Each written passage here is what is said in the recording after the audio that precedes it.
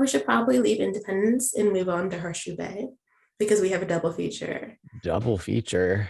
Yes. Where should we start? Can Should we we start? start with the ships? Is that Yeah, I what was you're gonna say, can we start with this? We start with the ships. You have the floor. Okay. I am just gonna be honest. I don't care about fansin. Like I was messaging you, I was like, I'm not sure how I want to describe that, but I was gonna lay it on the table. I don't. I tried. I very much am a Juicin person, and it's not that the fansin isn't giving the content. It was interesting seeing them navigate both his mom arriving and their potential fatal deaths. Yeah. I liked his mom though. Like I liked how fierce she is and how that worked with George as well. I'm gonna put my fans and feelings there. The Nace was good though. I like the Nace. Yeah. Nick and George, yeah, I feel like it happens very quickly. Mm-hmm. So there wasn't like anything to like grab onto. It just was like, okay, we're doing this. Okay, we're doing that. Oh, we're gonna live together for an episode. And then it's kind of like they're fine together, but I'm like, I think I need a little bit more time of like building up to it, maybe. Because to your point, Sabrina, and I know this might be something you were going to bring up, is that scene with Nick and Nancy felt very different than any of the Nick and George scenes. But I have to say, for me, the Nick and Nancy scene, and I don't remember for the life of me which episode it was in, 2 or 3. But when they were sitting there and they were kind of like unpacking their personal feelings, and then he recognizes her wheels are spinning for the case, and they're able to have that like conversation about, what's going on with them. There's something that's just so easy between them, and they look at each other a little bit differently. But for me, I think this is the point I was going to make, and then I went off on a tangent. It didn't come off as like romantic for me. It came off as like, yeah, it came off as like, oh, okay, so they finally got to this place where they can be friends. They have this connection that will always be there. But for some reason it didn't work romantically. But like there's something between them, and they finally have that closure where they can just be friends who talk and can be open with each other. And I feel like Nancy having weird feelings about Nick and George, I'm not connecting with that. Like when she catches them kissing in her house and there's just like a close up on her face and she's kind of like, I'm like, would Nancy really care? It feels like she's got a lot going on. So I don't know how I read that, but I was kind of like, I don't know how I feel about Nancy having some feelings about that, because she seems like she's, 10 steps ahead of that mess. And I don't know. Yeah, no, I'm with you on the new, like the Nancy and Nick dynamic. I actually wrote down that was one of my favorite things about the episode, was that it feels like, on one hand, it feels like they're learning how to be friends for the first time, but at the same time, it feels like they've also kind of got this like old friends dynamic. It's like they knew each other in a former life, not to be cliche, but so many shows skip past that after characters come out of a relationship and suddenly they're besties, or they never interact ever again. They don't really know how to handle that. Whereas I feel like Nancy Drew's doing a really bang up job of it. It's like balancing what they had with what they could be and trying to find a new place for them. And it never feels out of the ordinary. And that scene where they were figuring things out together, sitting on the steps, that was a really, really nice scene. And you don't see things like that an awful lot. And I really appreciated that. But yeah, I do agree that the scene with Nancy walking in on Nick and George was unusual. She is dealing with so much. Maybe it's just she felt overwhelmed that she doesn't have anybody to share her last few days with. I don't know, but it feels like they kind of play that angle sometimes for comedic effects. And then you have also these really complex scenes, both between Nick and Nancy and Nick and George. That scene kind of stuck out. I didn't really know what to make of that, because it came and it went very quickly and then wasn't talked about again, and that was that. But on the Nick and Nancy note, I really like that new dynamic. Yeah, to talk about the scene where she catches George and Nick, which I believe happens in the third episode. I think so, yeah. More so I read it as it's just disrespectful. Like she gave him a place to stay, and then she walks in and you're about to sleep with each other in her living room. And like she might be dealing with the weirdness of the two of them being in a relationship, but also like in her space. I'm glad for y'all, but also why in my living room though? Yeah. Like you. take that elsewhere. Because there's so like, even if she weren't she's not even really struggling. I feel like she's just trying to place her feelings in a way that's I was gonna say manageable. that. I was gonna say, like, it seemed like when that happened, as like we're talking through it and I'm thinking about it more, like she was kind of like, okay, I don't know where to put that. I don't know how do I feel about that because there's Mhm. so much more going on. But she was like, okay, that happened. Where do I put that? Like I feel like maybe not to put anything on Nancy, but she was kind of like, I know this isn't a big deal, but I feel like I need to deal with it, but I don't know how to do that at the moment. Yeah, like the grand scheme of things, like weird, small potatoes. but also just don't do that in my living room. Yeah. like sort of situation. Kind of like I think there's just more depth to it, because if it had been Bess and Lisbeth, I think she too still would have been like, but not, because we know that she's been in a relationship with Nick. There's an added layer there, whether it's projection or it's just, her like like reaction to it. But I thought, so for me as a shipper watching them, there seems to be like a sense of loss, but not like loss as in like loss you don't know what to do with, right? Like clearly we were very important to each other. We're still very important to each other, but the energy has to shift now, and it is shifting. We're both fine with it shifting. But again, what do you do with it? Like, and so they're figuring that part out. I loved the steps. I loved how close they were sitting next to each other. I love that there is still a sense of depth to their relationship. They're just not what each other needs, and that's okay. And it seemed like she was finally able to give him what he was looking for when they were together, but she just couldn't do that. Like she recognized that he was feeling a certain type of way and she asked him about it and she spoke with him about his feelings, whereas before she didn't really do that. She didn't give him what he needed. And he kind of looks like he looks for, closeness in a relationship, like a friendship in the relationship. Like we talk about our feelings, like I need you to see me. And she was always kind of like, you're in my peripheral because I'm looking ahead. But for like the first time, I felt like she was taking the time to prioritize Nick. And even though it wasn't in a romantic way, it was a really good beginning of a foundation of a friendship.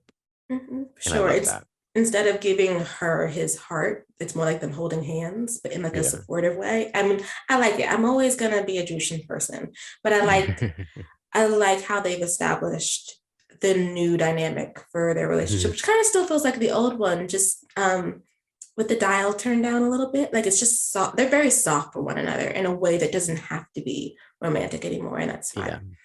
Yeah. But as far as like episode 3, actually, let me find my notes because I will end up mixing them. I missed. I thought about you actually, not episode 3, episode 2. I thought about you actually, Reed, when they were like, we have to find a vinyl record.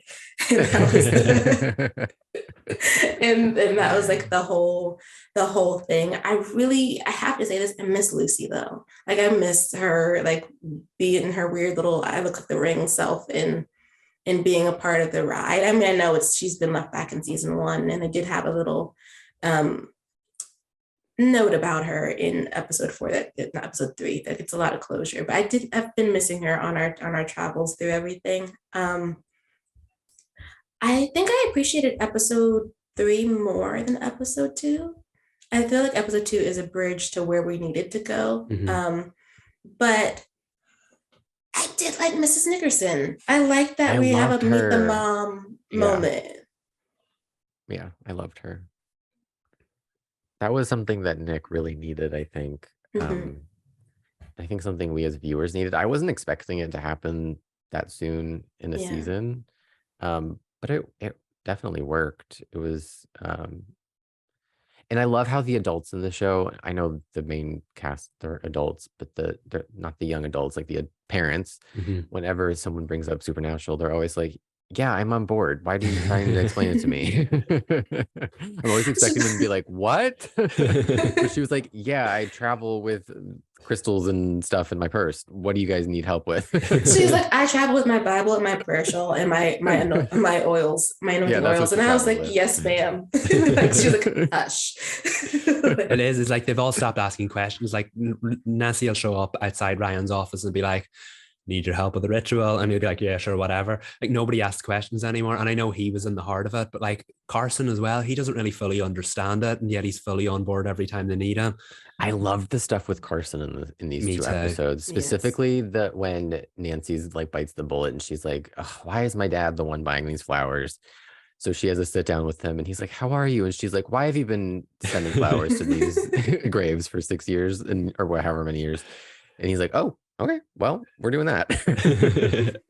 Like Just rolls Kennedy right was with it. so she was so good. Like I could see like just the way that she plays, like when you're upset with a parental figure, like she had that vibe down. Like I can't even explain it. The way I saw so much of like that teen angst of like when you're just like, I can't talk to you, but I'm talking to you because I need something. Yeah. It was so good. And on a similar note, I really like Carson's dynamic with S in the first episode when they have such like a unique kind of bond. You saw it last season when he broke him out of It's one of his Carson fathers-in-law. Yeah, exactly. But it's really unique, and they're really coming together nicely. And a similar situation, you could see. I have to say, it's really good the way you can see the worry of death as weighing on S, but he's still trying to be perky and upright and get on with the mission and help his friends as much as he can. But you could see it starting to break through in that scene with Carson when they were opening up to each other. And then Carson's like, "And if you need anything, you can talk to me." And S is like, "Was there an orphanage here a few years ago?" You could see the look on Carson's face. He was like not expecting that. That was so good. There's Ace takes care of people too, and it's just it's so nice. Like I think there's just a characterization for Ace that feels understated. That he fills in the places that's where he's needed, but it doesn't seem like it's forceful or like it's. He's inherently good. Yes. Like he's like, Nancy's mad at Carson. I get that, but like I'm still gonna give this guy a box of stuff that we don't need. And I think when Nancy's like, "Oh, the only person that likes peppermint coffee is Carson Drew," she's like, "You're giving this to my dad?" And he was like, "Yeah, I mean, I'm just gonna give it to him. He needs it." But he didn't preach to her like, "You need to make up with your dad." Like he just mentioned that, and I think that stuck in her mind because at the end we see that she delivered the box of leftover appliances and coffee to Carson. And she does it begrudgingly because she's like, as mad as she is, like it's still her dad. Like she still has those complicated feelings about him, and she doesn't want to. I guess she wants to still take care of him in a way.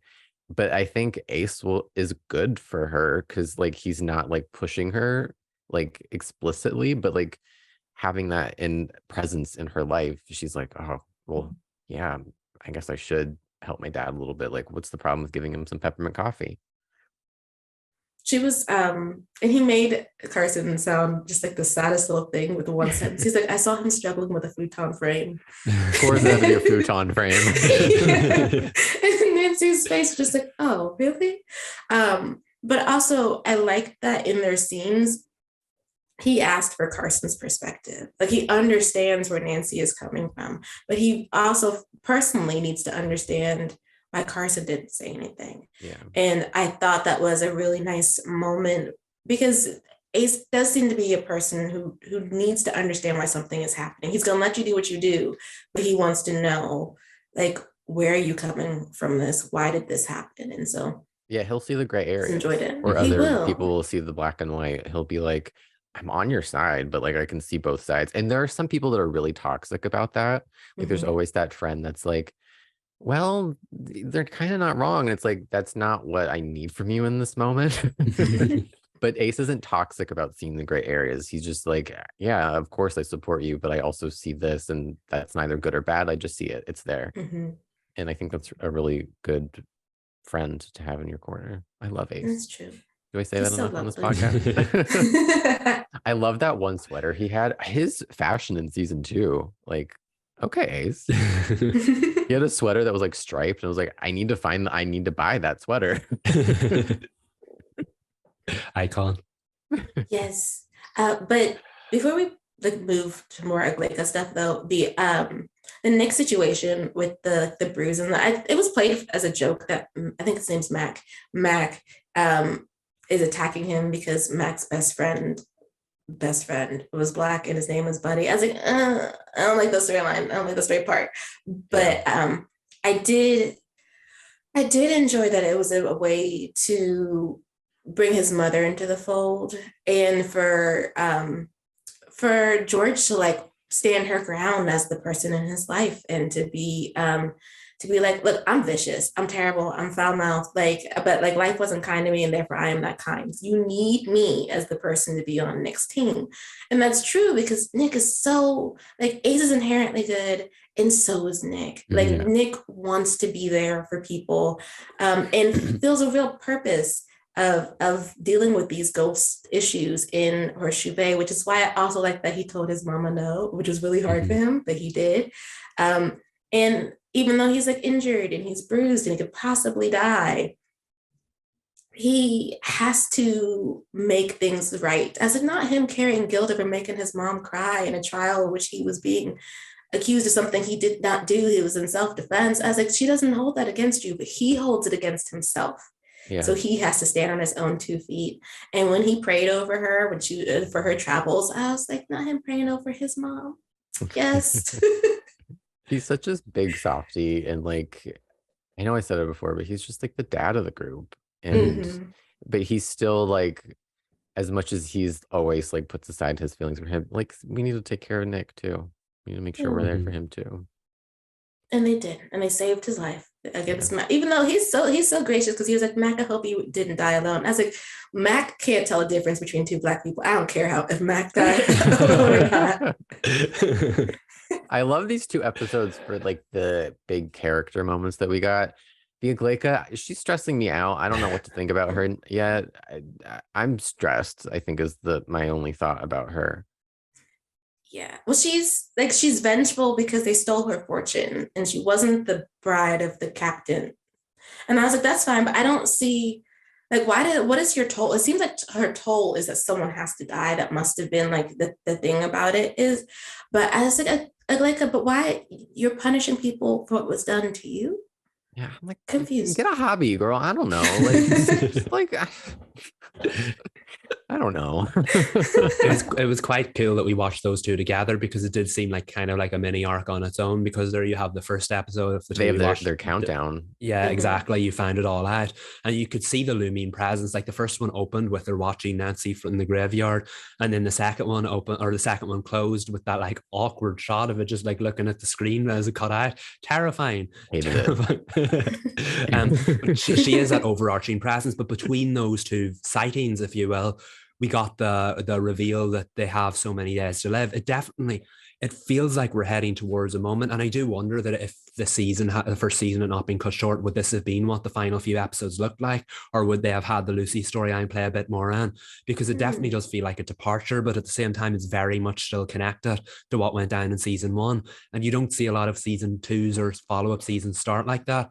So it's really an interesting kind of like approach to the story, but it does feel like we're heading towards conclusion here, because they can't drag these like 2 days they've got left out or over the rest of the season. Yeah, they really hit the ground running. And when they did drop that countdown thing, I'm like, well, we know there's a season 3 and they're all still there.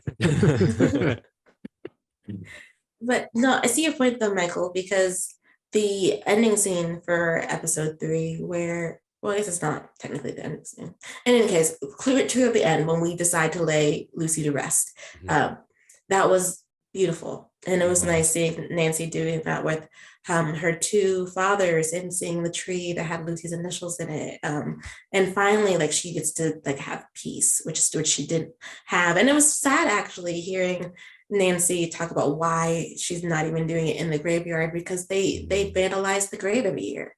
And so it's like the resting spot for the town legend, not the resting spot for her mom.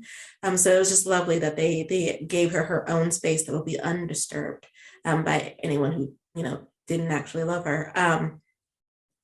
But I also, the weird, I'm interested, I like that we have a plan for how to trap the Aglaeca in the Dybbuk box. They reminded us once again that Ace is Jewish. So we had a whole Shabbat dinner, which was nice. And apparently so is Detective Tamura.